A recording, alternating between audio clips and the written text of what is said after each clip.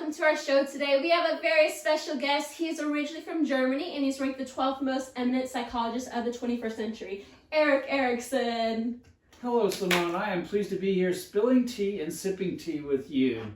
Hope we get to learn more about our identities. Oh, ERIK, you do know how to be a real hoot.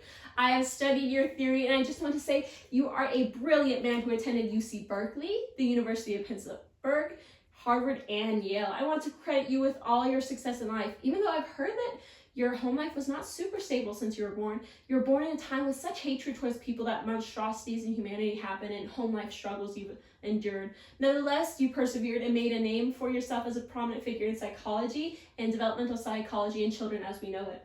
Thank you, Simone. Yes, I agree that I have strived hard to separate myself from my past struggles, and I've been able to let these past experiences guide me into being a more rounded individual who is confident in their identity and what role they play in society. That's great to hear, ERIK. I know that most of my viewers fall in between the Gen Z to millennial age bracket. Me, myself included, and these generations have experienced multiple times the struggles that correlate to your 8 stages of psychosocial development. Yes, my stages of development are something that I believe if there is a successful completion of each stage results in a healthy personality and the acquisition of basic virtues. Basic virtues are characteristic strengths that the ego can use to resolve subsequent crises. Failure to complete a stage can result in a reduced ability to complete further stages and therefore a more unhealthy personality and sense of self. I 100% agree. I remember having a hard time during my infancy to early childhood that I struggled to trust strangers I didn't know because of fear. For people at home or in the audience who don't know the 8 stages, we will play a quick game to understand some of the 8 stages and the virtues that they possess. I will read out scenario from the cue cards provided for me.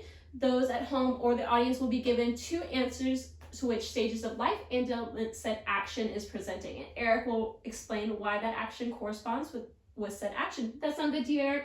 Let's do it. Perfect. Okay. If I am an individual who's going through a period of sadness, anger, regret based on my past decisions, what stage am I going through? Either A, old age, meaning like 65 plus, or the toddler age, which is like 1 to 3 year olds. Let's take a guess, audience. Old age. Okay, time's up. And answer is answer A. ERIK, do you care to explain? Gladly. Many retirement age adults go through the stage of integrity versus despair. As they have stopped working, their children have become adults and they look upon their past decisions and wonder if their life was joyous, successful, or the one mentioned above in the clue. Great. Last one is a little easier question. If I'm an individual learning how to walk for the first time and I keep looking towards my parent for assurance, which stage of development am I in? Either A, 13 through 17, or B, toddler age, was about that same 1 to 3 years old. Audience, let's take a guess. B. Yes, answer B. Yes, answer B is correct for the toddler years. The child is developing physically and becoming more mobile, discovering that he or she has many skills and abilities such as putting on clothes and shoes, playing with toys, etc. Such skills illustrate the child's growing sense of independence and autonomy. If criticized or discouraged from these abilities, the child fails to obtain independence. Well said, ERIK. Unfortunately, that is all the time we have left today. I do hope you enjoyed our program at home, and thank you again, Mr. ERIKSON, for coming in to Sipping Tea and Spilling Tea with Simone.